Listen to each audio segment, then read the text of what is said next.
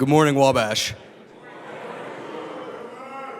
Speaking today at Pioneer Chapel will be the Malcolm X Institute of Black Studies with their talk titled Angles of Oppression. First speaker today is Clayton Wilson, class of 24. Clayton is a junior theater major in psychology and Black Studies minor from Memphis, Tennessee. He is a brother of Delta Tau Delta, the DEI representative for Shout, and the vice chairman of MXIBS. Additionally, he is an active member of the Wabash College Theater Department, where he acts and serves as the costume shop assistant. During his time here, Clayton hopes to be an inspiration for authentic self-expression and composition of belief. After Wabash, Clayton hopes to continue studying design and pursuing opportunities in fashion and theater at large. The next speaker will be Christian Gray, class of 25. Christian Gray is a sophomore originally from Indianapolis, Indiana. He is the president of the International Students Association, active member of MXIBS, as well as a psychology major and Asian studies minor.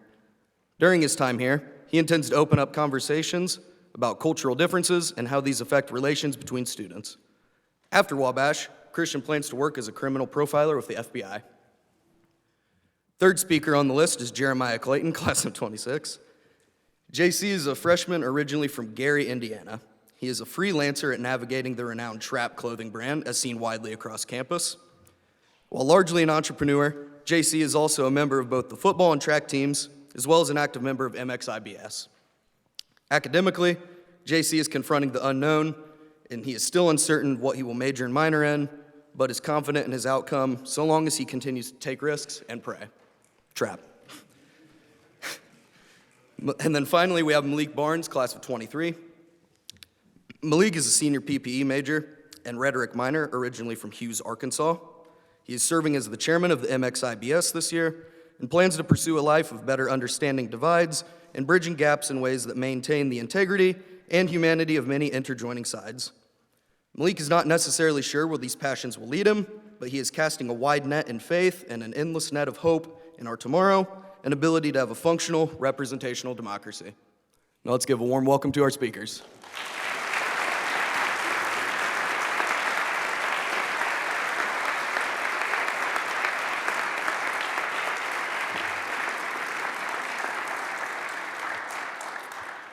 Good morning, Wabash. As always, I would like to thank the Sphinx Club for giving the MXIBS the platform to speak today, and each of you for being here. I would also like to thank and acknowledge the brothers of Delta Tau Delta, Shout, and the MXIBS for their undying love and support as I have navigated through my academic career thus far. I believe the last time I addressed you all in this forum, I began my portion of the talk by saying, Happy Black History Month. And in the spirit of celebration and appreciation for the contributions of Black people to American history, I'd like to lead with this again. Happy Black History Month. Thank you. Now that we have the formalities out of the way, we can really talk about why it is that we are here.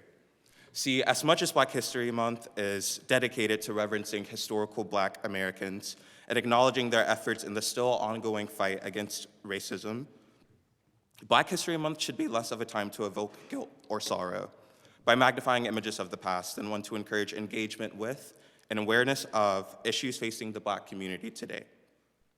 Believe it or not, physical violence against the Black community, for me, has become almost too common. And it's not the form of oppression I would like to highlight in a time like this. Instead, I would like to highlight a system of oppression that has ingrained its way into much of how we think in our day-to-day lives, respectability politics. NPS defines respectability politics as the way people attempting to make social change present their demands in a way that are acceptable to the dominant standards of their society. In other words, because I am a queer Black man, in order to receive your respect as an audience, I must be articulate, reassuring of your safety, or rather my non-dangerousness, and not too effeminate in my presentation of whatever it is I intend on speaking on, with each of those actions being an expected response to the prior mentioned aspects of my identity.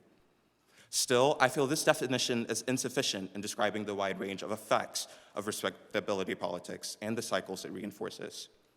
With this, I would like to define respectability politics as the expectation for minorities to distort, shrink, or destroy the essence of themselves in order to be palatable to the majority. Further, I would argue that the engagement with and participation in the game of respectability politics is not only a manifestation of a historical form of oppression, but also a modern-day form of social and political violence. The key differences, though, in my definition, are the emphasis on the subjectification of the minority and the absence of a need for an atmosphere of social change or advocacy. Thus saying, because I am a queer Black man, there are many scenarios in which I am expected to distort or shrink myself in order to be perceived as acceptable to the majority that I find myself surrounded by. In this case, I am not operating as an autonomous, sentient, or critically thinking individual, but rather a lifelike object that may only operate in the ways conceived for it. In the context of American history, the act of distorting or shrinking oneself for the sake of the approval of the majority is not uncommon. In some of the earliest times of American theater, minstrel entertainment was a powerhouse and was notoriously known for Black and white performers alike to comedically emulate and ridicule vile caricatures of Black people, and especially Black women. For many Black performers, such acts were their only opportunities to see the stage and make a living. But the cost was quite literally degrading oneself in the process. Similarly, for decades, if not centuries, the image of a Black person has only been perceived as professional or acceptable so long as their hair is kept neatly, their attire is not too form-fitting or flashy, and their attitude is all but reminiscent of the dangerous Black man or the angry Black woman.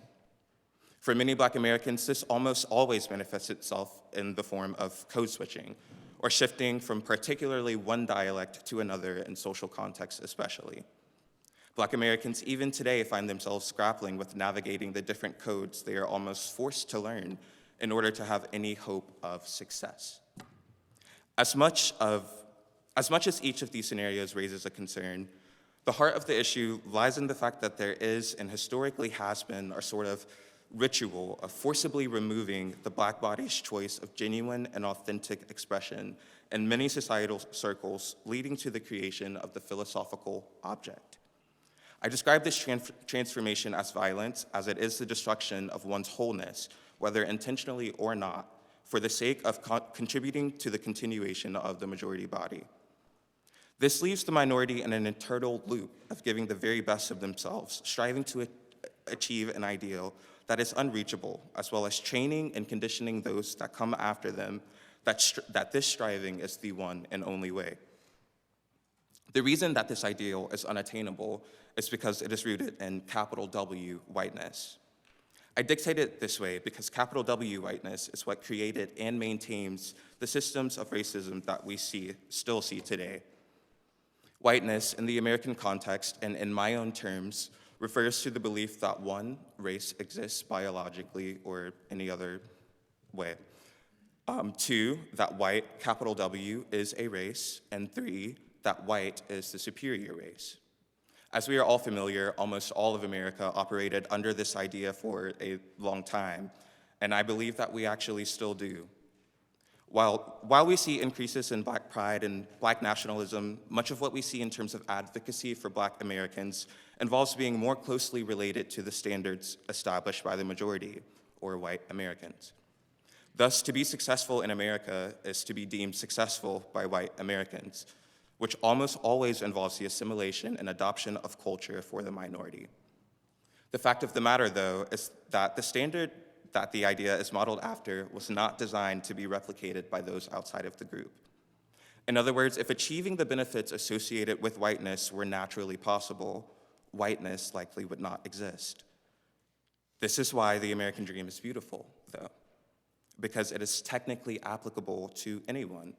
But closer examination would suggest that the American dream is just that, a dream, at least as it is advertised. By this, I mean that the American dream is advertised in a way that suggests that with the proper tools, anyone can accomplish anything that they have set their minds to. But we see daily that that is not the case. Respectability politics happen to be one of these tools. We craft and structure our words in order to be taken seriously and heard with the hope that this will lead to change. What we are not told, however, is that hearing does not equate to an obligation to listen, or that these two things are not always synonymous. Thus, the minority spends a countless amount of time and effort fixing itself to be perceived well by a majority, which likely does not even hold the same interest in serving them.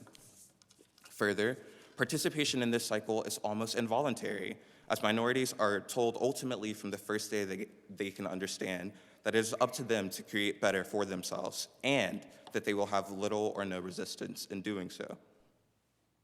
The result, again, is a never-ending cycle of the Black American striving to correct itself in comparison to an ideal that was not created for them to achieve. At the point of fixation on this ideal, an entire life could be spent trying to become something that it never could be, an exertion of energy that resulted in no real progress at all. Further, the underlying problem, voluntary or involuntary maintenance of a system of oppression, will continue to be unaddressed, as with respectability politics, the point of contention is often merely, is often only merely, I lost my place. Rather than see that, Further, the underlying problem, voluntary or involuntary maintenance of a system of oppression, will continue to be unaddressed, as with respectability politics, the point of contention is often merely the presentation of the argument rather than the merit it holds. Rather than see that energy and potential be wasted, though, I would like to challenge each of you to redirect it. If I may speak to the Black men and women in the room, be authentically who you are, and trust that it will be more than enough to get you where you are going. Never sell yourself short or allow anyone to try to convince you to do the same. To allies and believers of freedom, equality, justice, and humanity, let your support be known. And let's continue to build a community that we all can feel loved, safe, and appreciated in while living authentically and comfortably in our skin. Thank you.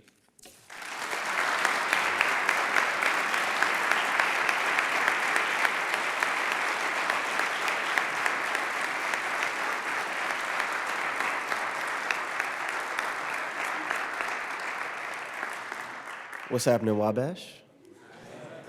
Good morning, whatever you want to say.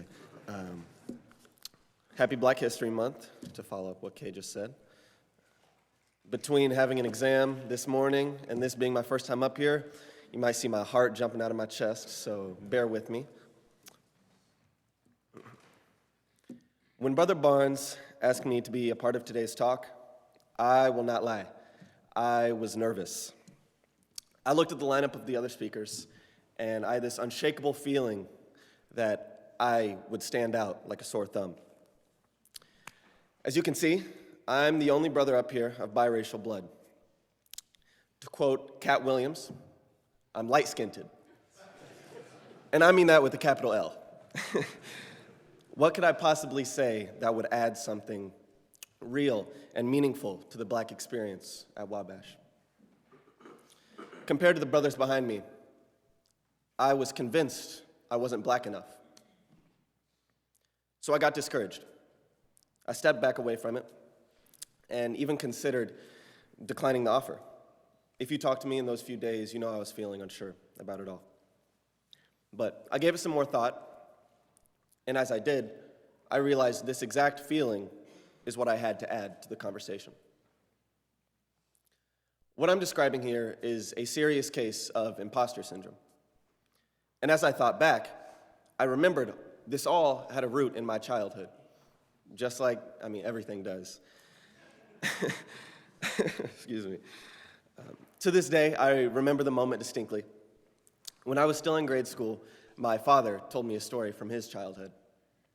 And for some background, my father was born in 1959, came up in the 60s, so in the tail end of the civil rights movement and segregation. He lived through it. He's fully Black, but he's light, just like me, so that's where I get it from. He told me that every day on his way to school, when he would walk by the Black schools, he'd be called white boy. And when he walked past the Black schools, he'd when he walked past the white schools, he'd be called the hard R. He taught me that for someone who looked like us, we would never be white enough or black enough. This was just a reality I had to accept, a fact of life. Imagine that for a second, being 8 years old and being told that you're never going to fit in, and if you try, you're going to have all the trouble in the world. I internalized this, as you'd expect of any child, and as much as I love and respect my father, I now know the reality he was trying to teach me is harmful. This was particularly bad as I matured and went through middle school and high school, as suddenly I felt I had to choose if I wanted to hang out with my white friends or my black friends. And whichever choice I made, I was losing my connection to the others. I share all of this to show you that what we consider generational trauma may be too narrow of a definition. Typically, when we think of generational trauma in the black community, we think of parents instilling fear into their children out of their own fear that their babies are going to be taken from them by a police officer, by a white man, another black man, or any other cause that takes our lives too soon. What then, though, of the trauma that's self-inflicted? No one is telling me I'm not black enough to feel fully comfortable with my brothers in the MXI, nor is anyone telling me I'm not white enough to feel fully engaged and a part of the wider Wabash community. My personality is not really split into a black half and a white half. And while my dad did pass this on to me, it's a perception I put on myself. So it seems to me that generational trauma is passed down, but can also be entirely sustained by the child. This process is invisible to anyone outside. Still, though, the fear and uncertainty I'm talking about is uniquely black. Second guessing whether you fit in, making sure you're acting the right way just to be palatable to those you're around, not wanting to speak up too loud because you don't want to cause trouble for yourself or your family, that's black. That feeling's followed me my whole life. And it's only been perpetuated by the two identities battling inside me. But clearly, I've been able to cope with it somehow. I decided to stand in front of you all, accept the offer, and talk about my experience, not only representing Wabash College, but also the MXI. But if I'm honest, I have no clue where in the world this confidence to combat the self-doubt came from. I really wish I could lay out an easy 3 steps to overcome issues with racial identity. If I could, I would give it to my younger self and say, take this, study it, read it, and you'll be fine. Just trust the process. But the world's never quite that easy. But for those who feel the same way I do about myself and about yourselves, I can offer 2 things I've learned that have helped. I think the biggest part of it is simply maturing. I have the wisdom now to recognize that what my father said, and when he told me that story, he was just trying to keep me from feeling the same pain he did. Obviously, it turned out the other way, but it's the intention that matters. And who knows, maybe by exposing me to it all now, he's enabling me to work through it at such a young age and live the rest of my life freer, separate from that pain. So I choose to forgive. And as far as I know, this is the best method to begin overcoming generational trauma. Not only so that we can stop the cycle for our children and for those who come after us, but to first heal ourselves. If there's anything all my years of therapy and counseling have taught me, it's that we need to give ourselves a break. The second thing on that list of two is just living with it. After what will soon be 20 years of life, which I know to some may not be that much comparatively, but I've just kind of gotten the hang of it. Kay mentioned code switching, and that's something I feel a lot. But I'll say the impulse to code switch gets weaker and weaker by the day, and the feelings of estrangement are lesser. If I'm real, I don't expect them to fully go away ever. I think that's just the reality of it. But the point is that they're getting better. I was raised by two different cultures. And it's very easy for me, in fact, I would argue it's my default to point out their differences. I now think I better testify to their similarities. You know, it's always been funny to me that when you mix black and white, you get gray. Thank you.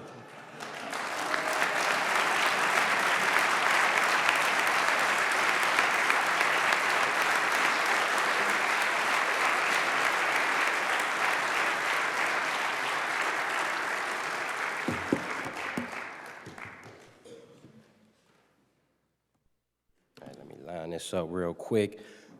First and foremost, I want to thank God for giving me the opportunity to be in front of y'all today. Without God, I wouldn't be here.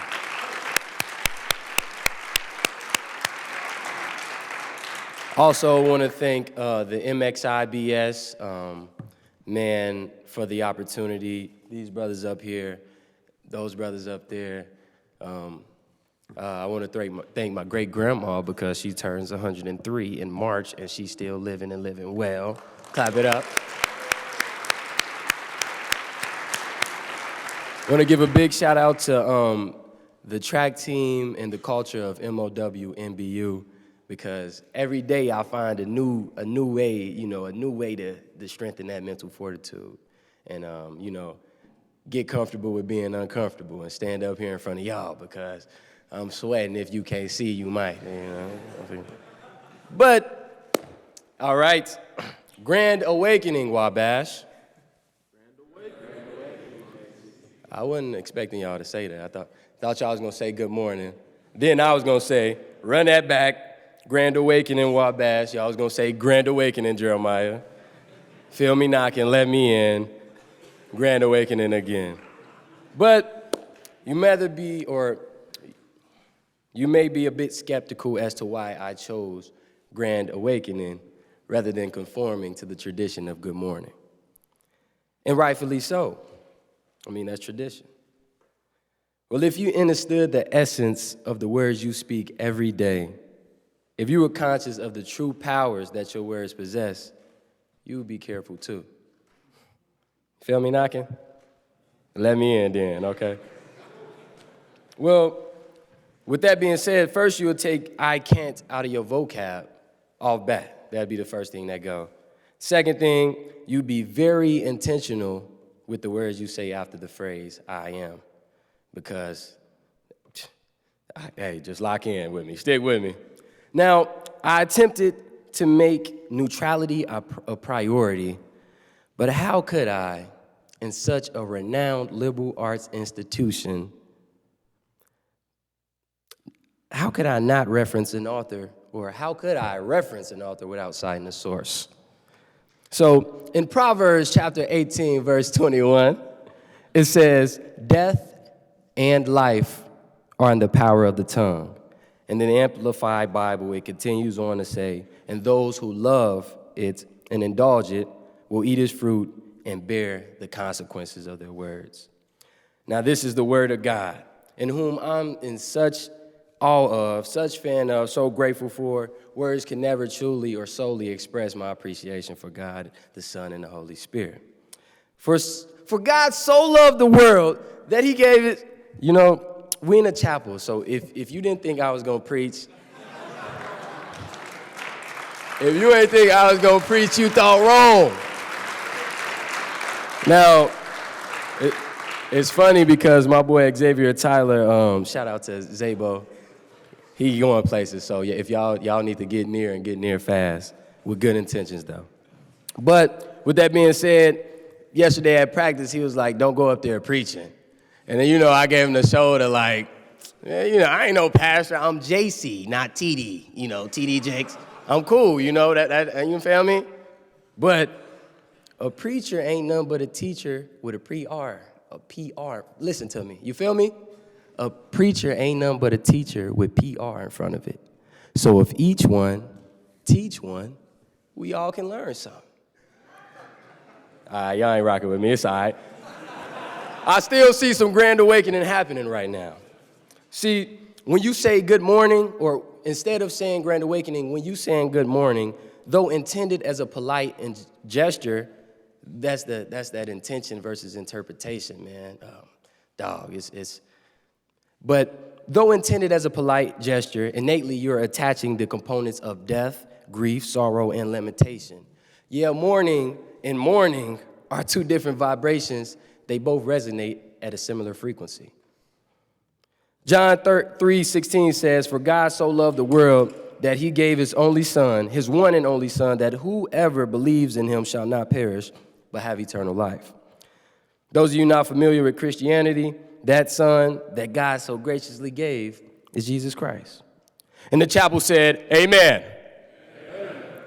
Some of y'all thinking like, I knew he was finna do that. I ain't come here 11:45 in the morning to hear JC preaching. What does Jesus have to do with the angles of oppression anyway?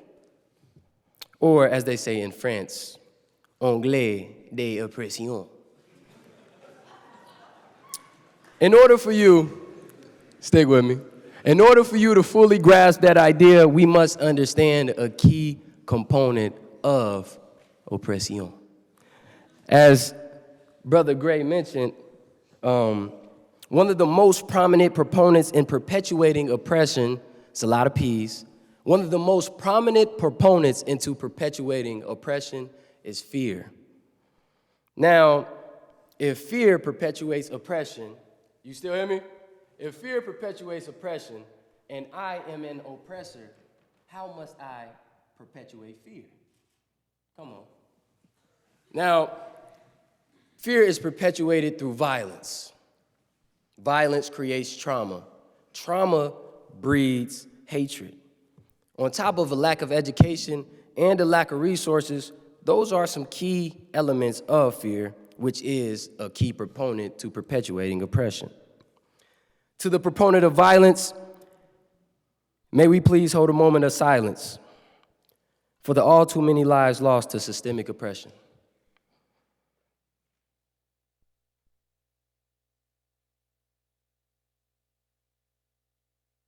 Those very faces lost in this war have names. Tyree Nichols, Breonna Taylor, Sandra Bland, Emmett Till. Those names have souls. Those souls have vibrations. Those vibrations have frequencies. Frequencies have families. And those families, well, as a black man, as a black person, as a human, I am innately a part of every one of those families. How many of y'all have heard the famous quote from Brother Eric Thomas? If you want to succeed as bad as you want to breathe, then you will be successful. How many of y'all heard that? You heard that. Okay. What a quote. Shout out to Brother E.T. Well, tell me if you'd be successful if you had a 140-pound officer with over 40 pounds of equipment kneeling egregiously on your neck for approximately 10 minutes. The time varies by source. But hell, be in that predicament for 3 minutes, and most of us in here will fold. So, when I'm only a teen watching my brother George Floyd, say his name. When I'm watching my fam getting his neck constrained, screaming, "I can't breathe," say his name. Eric Garner. When I'm watching my brother scream out to his mama, my mama, you know? Say his name. Tyree Nichols. You see, you feel me?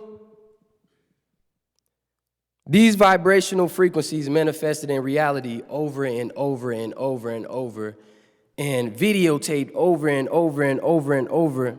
How can I not be traumatized? And with that trauma, how can I not hate? Yes, Dr. King, I hear you. I know hate can't drive out hate. But damn, they make it hard for Philly to love a brother, don't it?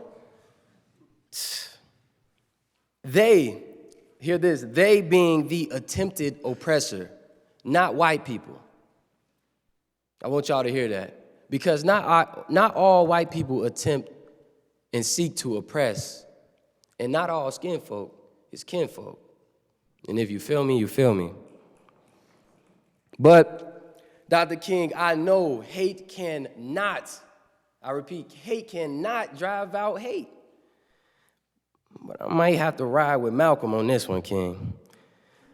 Malcolm says, it is criminal to teach a man not to defend himself when he is the constant victim of brutal attacks.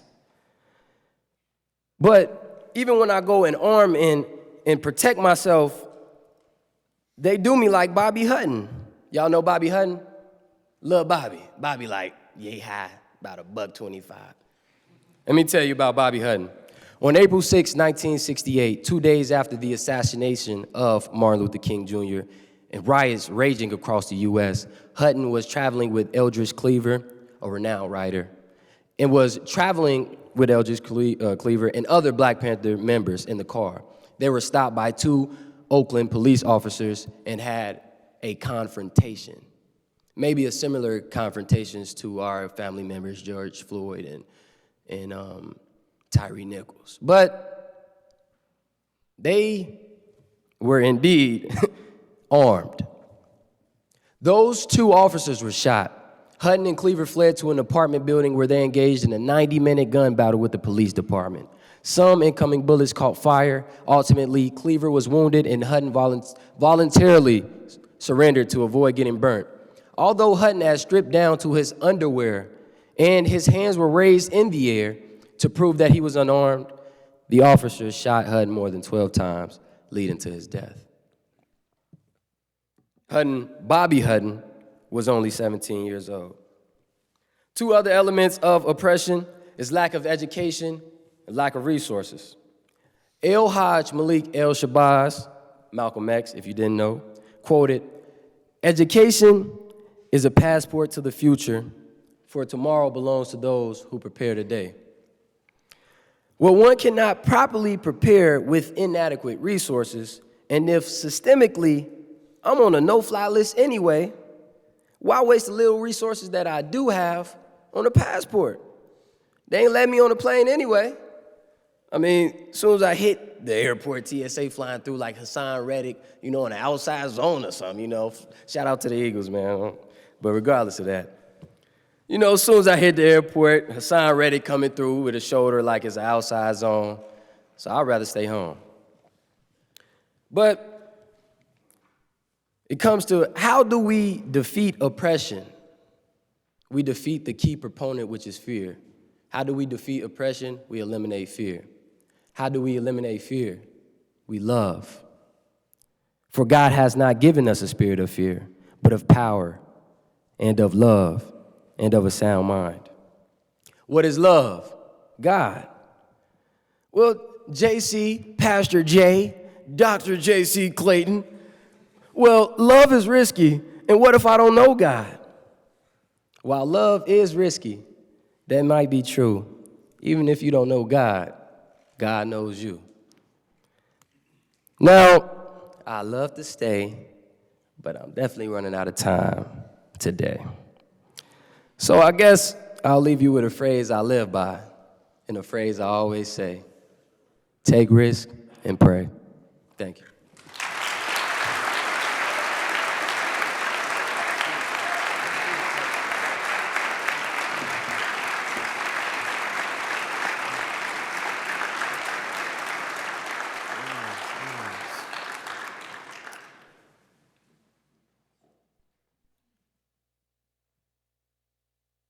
Please do me a favor and turn to your neighbor and say, neighbor, the world I was born in won't be the same world I leave.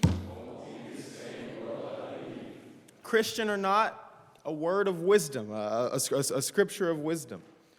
For we wrestle not against flesh and blood, but against principalities, against powers, against the rulers of the darkness of this world, against spiritual wickedness in high places. It's Ephesians 6:12 for anyone's reference. See, it's the principle of oppression. It's when it sort of transcends a race or transcends a minority. It's when it sort of comes together, and whether you look at a member of the LGBTQ community, or you look at a black member, or you look at a Hispanic member, the same way that they are oppressed, the same way that they are discriminated against, the same way that they still sort of suffer the same issues that we've been preaching about since 1960. Excuse me, I forgot to give my thank yous. Obviously, I've been tired. I've been really frustrated on this matter. And I really want to first thank my brothers of the MXI, because for the last few weeks, they've been carrying me as I've been thinking through this and processing through this. I want to thank my faculty, and professors who've been patient with me as I've been trying to figure out what to do with this. Moving on. The idea itself of oppression and discrimination is not limited to a particular set of circumstances, but in any way in which a group of people are unjustly treated or sort of attempts are made to control them. Our history is full of such cases of oppression that continue because of some of our very own collaboration. From the beginning, America wanted the free labor of slaves, yet never gave them credit for laying the literal foundations for this nation's success and global leadership. Black History Month for me is not something that I want to hear, a happy Black History Month. Black History Month for me is sort of the remembrance that even in the capital of our country, slaves laid those very foundations. It's when I think about, when I accept the amazing opportunity from this institution to be able to study abroad, and then I hear the perceptions and the understandings of America from other people and how great and grand and an economic powerhouse it really is, I'm proud of that. Because I know that it was my ancestors who laid and made the very way for that to occur.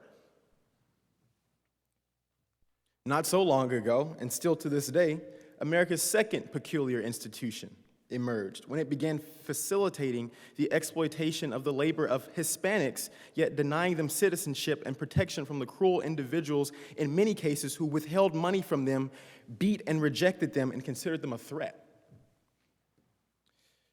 It appears that acceptance and ascription of stature into society revolves around abandoning the critical part of oneself, as my brothers have mentioned. The part of you that walks, talks, dresses, and exists in a way that has been claimed unpalatable or threatening. Therefore, there is no freedom for the one, as long as they must exist in a certain way to be socially relevant or valued. The very idea that black men are valuable so long as they rap, play basketball, speak articulately, or otherwise spend their lives educating or entertaining white people. This is the same wicked principle that our ancestors used when the only value they had were sort of being workhorses. We're sort of doing this heavy labor and laying these foundations that nobody else wanted to do. The same applies to the Hispanics today.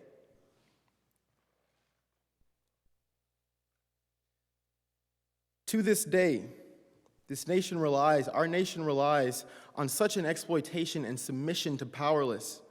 Like my ancestors, after they were done doing the heavy lifting, many of them were robbed and never paid and suffered in health, only to be denied access to affordable health care.